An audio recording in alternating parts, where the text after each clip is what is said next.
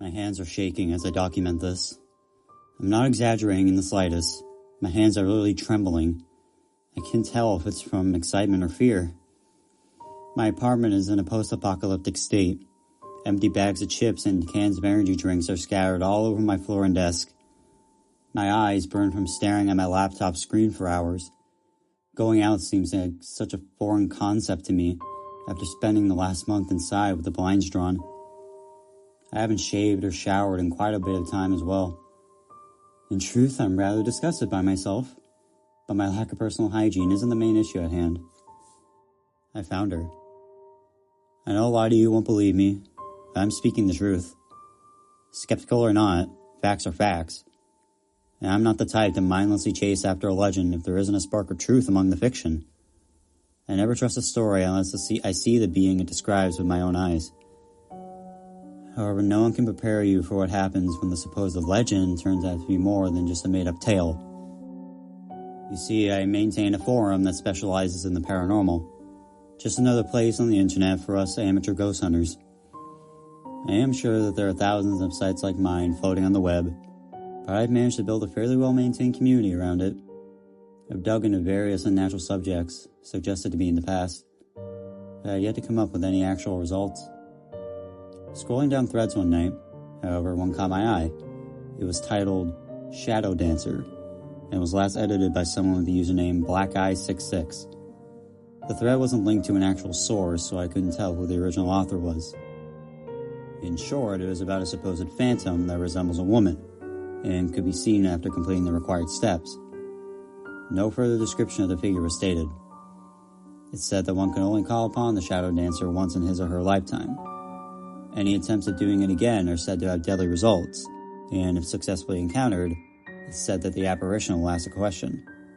If answered correctly, that person will be granted eternal fortune.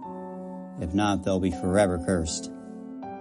Now, as the ignorant and self-proclaimed paranormal investigator that I was, I decided to try this out. From the start, my mindset was leaning towards this being bullshit, but I felt entitled to thoroughly investigate each case that was presented to me. Plus, it wasn't very time-consuming or physically demanding to do. The instructions stated that I needed to go out on a particularly dark night, armed with only a powerful flashlight. The less light there was, the higher were the chances for the Shadow Dancer to appear. Then, I needed to find a place that was abandoned and had no inhabitants. Keep in mind that the ritual won't work if the area you choose, as your improvised summoning altar, was never inhabited to begin with. People must have been residing there at some point in the past. For me, that location was a rundown hotel that had been scheduled for demolition the week after. As instructed, I made sure there wasn't a living soul anywhere close and entered the crumbling building. I had to settle for the lobby since climbing up the stairs for the second and third floor proved impossible. Then I started singing. No, I didn't just randomly decide to burst into a musical number, just another part of the supposed ritual. The song I had to butcher in my terribly off-tuned voice was a lullaby called You Are My Sunshine. From what I've read, it was originally supposed to be a country song when published in 1939. What connection it had to the phantom I was looking for, I still have no idea. In hindsight, the lyrics were a little bit eerie if integrated into the situation I was in. I get why most kids only know the first part of the song. Anyway, I continued singing, which was supposed to draw on the Shadow Dancer. As stated in the thread, I did so while dipped in complete darkness. Inconveniently, all the windows were covered in a thick layer of dust and filth, so very little light came through. The only thing I was concerned about at that moment was stepping on a rusty nail or a loose board. At some point, the realization of what I was doing came to mind, and I couldn't help but chuckle. No matter from which angle you looked at it, I was a grown-ass man singing an old country song in the middle of an abandoned hotel. But suddenly, just as I was about to head towards the exit, I heard creaking. I stopped dead in my tracks, trying to figure out the origin of the sound. The creaking didn't come back for quite some time, and I managed to convince myself that I was the cause of it. But then I heard it again. It was louder, as if someone was walking towards me. I immediately shined the flashlight, scattering the blackness ahead. The beam of light stopped upon a pale face floating in the darkness, grazing over its features. At that point, I shit bricks. There was a ghostly face of a woman peering at me through the darkness, staring with crow-like eyes. I found myself unable to move, paralyzed in place as if the darkness had enveloped me like quicksand. The woman's mouth opened, and she whispered, "Keep singing." I did. A blue spotlight suddenly fell upon the figure, originating from visibly nowhere.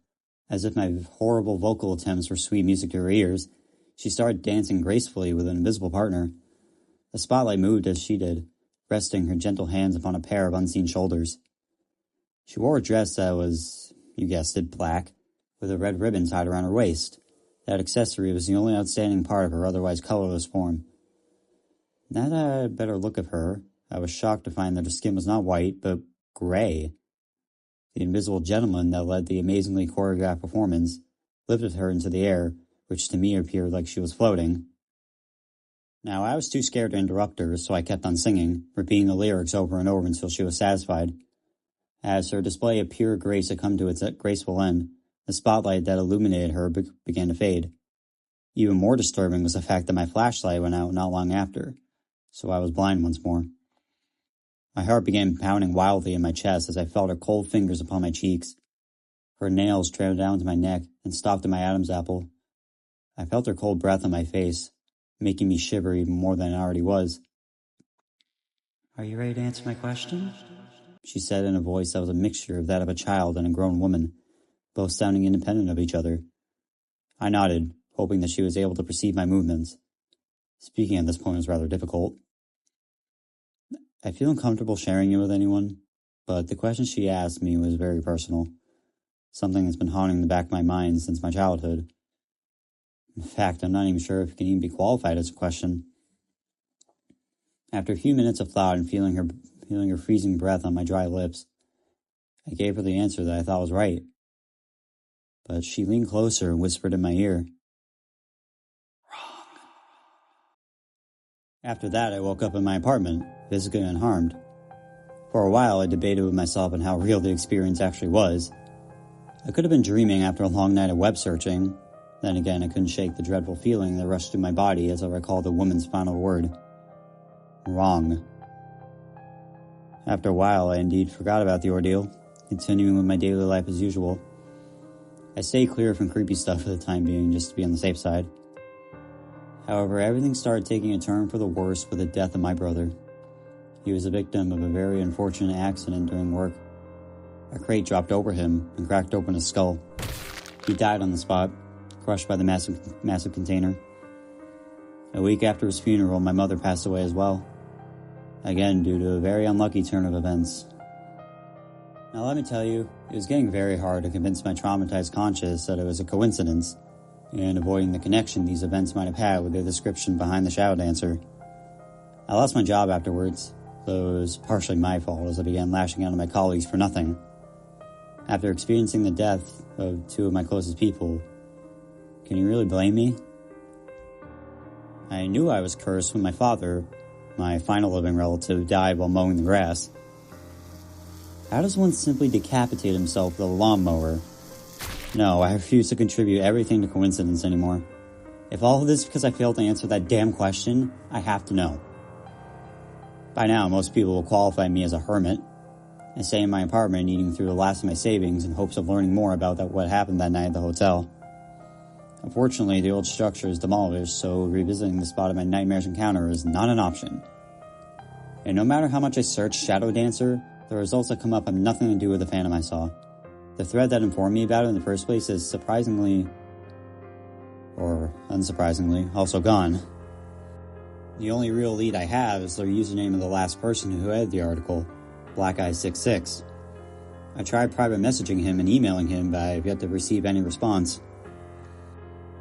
No other option but to repeat the ritual, and try to undo my bad luck, even though the instructions I followed back then said explicitly not to. Even if the punishment for disobeying the warning is fatal. What do I have to lose? I'm unemployed, I have no family to care for, and no friends that'll miss me. It's amazing how much close people body odor can cost you. You could say I'm writing this as a farewell note to whoever finds it. If I suddenly disappear, someone will at least know the reason behind it, I guess. Sincerely, Adam Horton.